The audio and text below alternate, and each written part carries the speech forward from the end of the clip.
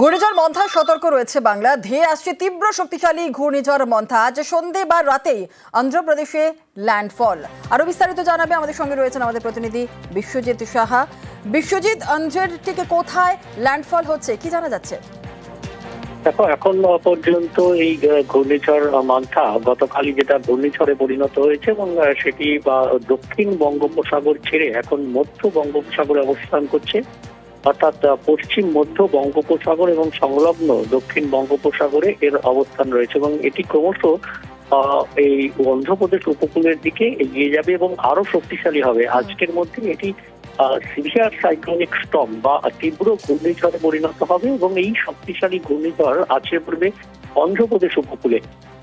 IMD বা ভারতের মৌসুম ভবন যা জানাচ্ছে তাতে মছলিপত্তনম থেকে কলিঙ্গপত্তনমের মাঝে কোথাও এটি আছড়ে পড়তে পারে স্থলভাগে, এবং সেক্ষেত্রে কাকিনাড়া বন্দরের কাছাকাছি কোথাও এই ল্যান্ডফলের সম্ভাবনা প্রবল বলে জানাচ্ছে আবহাওয়া বিজ্ঞানীরা। এবং বাংলায় কি প্রভাব পড়তে পারে? দেখো, 110 কিলোমিটার গতিবেগে এই ঘূর্ণিঝড় আছড়ে পড়বে অন্ধ্রপ্রদেশে, তবে এর পরবর্তী যে গতিমুখ অর্থাৎ অভিমুখ থাকবে সেটা ছত্তিশগড়ের দিকে। কাছেই ওড়িশা ছত্তিশগড়ে কিছুটা প্রভাব পড়লেও বাংলাতে প্রভাব শুধু বৃষ্টি এবং হালকা হাওয়া ছাড়া সেরকম ভাবে প্রভাব নেই। তবে মৎস্যজীবীদের জন্য সতর্কবার্তা রয়েছে এবং মৎস্যজীবীদের আজ থেকে 30শে অক্টোবর পর্যন্ত সমুদ্রে যেতে নিষেধ করা হয়েছে। মৎস্যজীবীদের জন্য সতর্কবার্তা, এবং উত্তরবঙ্গে অতি ভারী বৃষ্টি এবং দক্ষিণবঙ্গে ভারী বৃষ্টি বিক্ষিপ্তভাবে বেশ কিছু জেলাতে হতে পারে, এমনটাই পূর্বাভাস আলিপুর আবহাওয়া দপ্তরের। ধন্যবাদ। আর আজ মন্থা আছড়ে পড়ার কথা রয়েছে অন্ধ্রপ্রদেশে, আর এর জেরে পশ্চিমবঙ্গের নানান জেলায় বৃষ্টির পূর্বাভাস। ভারী বৃষ্টি হলে চাষের ক্ষতির আশঙ্কায় রয়েছেন কৃষকেরা, ফলে অনেকেই জমি থেকে তুলে নিচ্ছেন ফসল।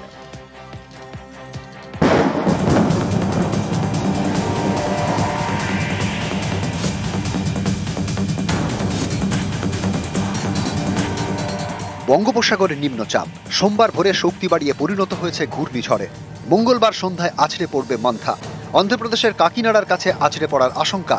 আবহাওয়া দপ্তর জানিয়েছে, এই ঘূর্ণিঝড়ের জেরে পশ্চিমবঙ্গের বিভিন্ন জেলায় বৃষ্টির সম্ভাবনা রয়েছে। এতে চিন্তায় কৃষকরা। তাদের আশঙ্কা, এই সময় সেরকম বৃষ্টি হলে ফসলের ক্ষতি হতে পারে। পশ্চিম মেদিনীপুরের চন্দ্রকোনা, এখানে বিঘের পর বিঘে চাষের জমিতে পাকা ধান। বৃষ্টি হলে সব পাকা ধান পচে যাবে, এই আশঙ্কায় জমি থেকে ধান তুলে নিচ্ছেন কৃষকরা। যদি এরপরে যদি বৃষ্টি হয় আমাদের ক্ষতিগ্রস্ত হবে, ক্ষতি হবে। আমাদের যে জমিগুলো চাষ হয়েছে, আলু বীজ লিয়ে আসা হয়েছে, সার ফার সব খাওয়ানো হয়ে গেছে, এরপরে জল হয় জমি রেডি হয়ে গেছে, এরপরে যদি বৃষ্টি হয় সেটা পিছিয়ে যাবে, আমাদের অনেক বহুদিন পিছিয়ে যেতে পারে। পূর্ব বর্ধমানের কালনা 2 নম্বর ব্লক, এখানকার সৎপতি মালোপাড়ায় বিঘের পর বিঘে চাষের জমিতে ফুলকপি এবং বাঁধাকপির চাষ হয়েছে। চাষের জমিতে ভরা ফসল, বৃষ্টি হলে সব নষ্ট হয়ে যেতে পারে, আশঙ্কায় কৃষকরা।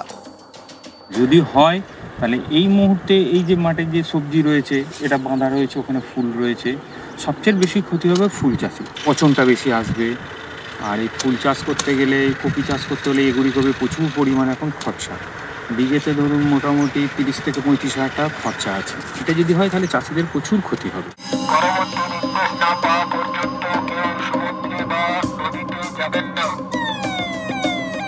বঙ্গোপসাগরে ঘূর্ণিঝড়, এ নিয়ে উপকূলে সতর্কতা। মঙ্গলবার মৎস্যজীবীদের সমুদ্রে যাওয়া বারণ। দক্ষিণ 24 পরগনায় সতর্ক প্রশাসন। কাকদ্বীপে চলছে মাইকিং।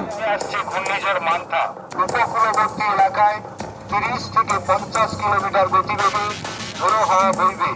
কোন মৎস্যজীবী ট্রলার নিয়ে গভীর সমুদ্রে রওনা দেবেন না।